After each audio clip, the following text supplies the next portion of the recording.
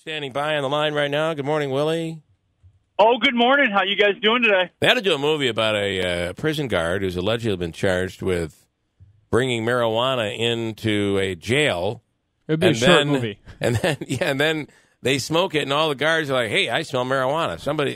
That would be a short movie, right? Yeah, it'd be a short film. Yeah, I'm with you guys. You can't get away with that for long unless all the guards are basically just turning the other way and not paying attention to it. Yeah. And I'll just throw this out there. How about double the penalty if you're a law enforcement officer and you break a law like that? I was surprised to hear that it was just a misdemeanor. And you're right. I think you got to, I hate to say it, but when you're in that position holding people who are probably charged with similar crimes, when you commit the crime while you're on, I would think. Well, I would think too, and the whole idea is that our law enforcement people are responsible for enforcing the law, being honest, doing the right thing, and 99% of them are great people who are doing that. And I bet they would support you punish the living daylights out of those who don't. Yeah, I agree. I totally agree. Are we talking Trump? No, Jeff. Oh. It's going to go bigly. I do have to tell you, I am already sick of watching, like, the Today Show or whatever. It might even be the NBC Nightly News. They ran a promo last night where they're all playing tag. Tag? Yeah. Are you serious? Because of this movie. I don't know what it is. It's like, what is it? Is it some sort of fundraiser or something, or are they just promoting the movie? They're promoting the movie Tag, and it's based on a true story, which I don't think makes it better. I think it makes it more pathetic. But it's a group of guys who have been playing the same game of tag for 30 years since they were kids. Every May, it's on. And they will fly wherever they have to in the country. They'll drive, they'll hitchhike, whatever it takes to tag someone else.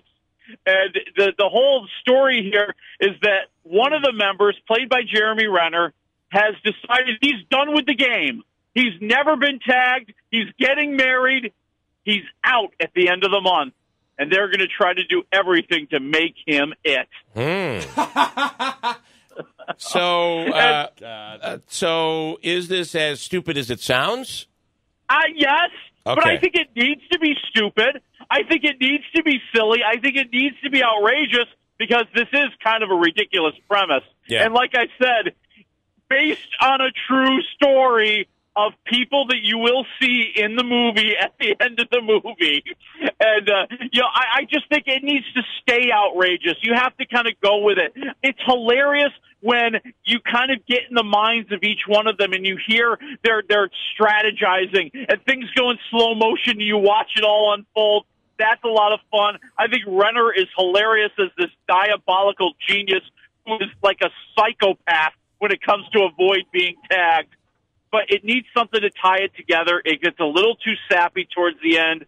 I'll go 2 waffles for that. All right. Really, okay. I was actually hoping you said that at the end they're old and one of the guys on his deathbed and he leans over. He says, "Come here closer, Tag, you're it." Yeah. And then those are his last words. I will say that 2 waffles would be worth seeing. 1.5, which you gave Ocean's 8 last week, changed my wife's mind. We didn't go to see that movie. But it looked like everybody else did, Willie. It became like the biggest launch of the series. Well, I think there's a lot of interest in it. I think the idea that it was all women and great women on top of that, piqued a lot of curiosity. And people like the Ocean's movies. They were very, very popular. So it makes sense that it's number 1. I have no problem with that. It's just not good. I just say, curiosity versus good are 2 different things. You're absolutely right. Okay. Willie likes it. It's number 1. In his book, it's number 1.5.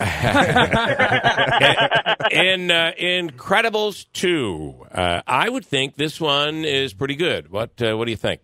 Oh, absolutely fantastic. They're picking up right where they left off, 13, 14 years ago. And the kids are still at home. They're still little, so they haven't grown up.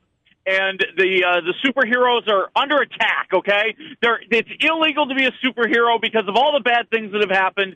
But a group or a pair of a rich brother and sister want to wage a PR campaign to get everybody to love the superheroes again. And the face of that campaign is Elastigirl, which means Mr. Incredible has to stay home and raise the children, and he's not exactly all that good at that. So, obviously, this is animated. Stays pretty much with the same type of storyline from the original. Yeah, which is exactly what people want. You know, the idea that you have this family that's pulling together, and they also fight crime, and the troubles it causes the teen girl when she just wants to date a cute boy, but she's got to fight the evil superpowers. The trouble it faces them when their baby Jack turns out to have more powers than all of them combined. I mean, that is interesting to watch, and I think what really makes it interesting to watch is it could have become a very hyper pro-feminist movie, and that could have become very strident because all of a sudden now it's about Elastigirl stepping into the spotlight and Elastigirl having her moment. But they truly make it more about the family pulling together and supporting each other through whatever they're facing. And that's a winner in my book. 3.5 waffles. 3.5 waffles. Wow. All right, 10 seconds, 5 seconds. Superfly, good, bad? Bad. Directed by a guy who calls himself Director X. Okay. Willie, as always, wafflemovies.com. Thanks. Enjoy the week. Next week, thank you so much.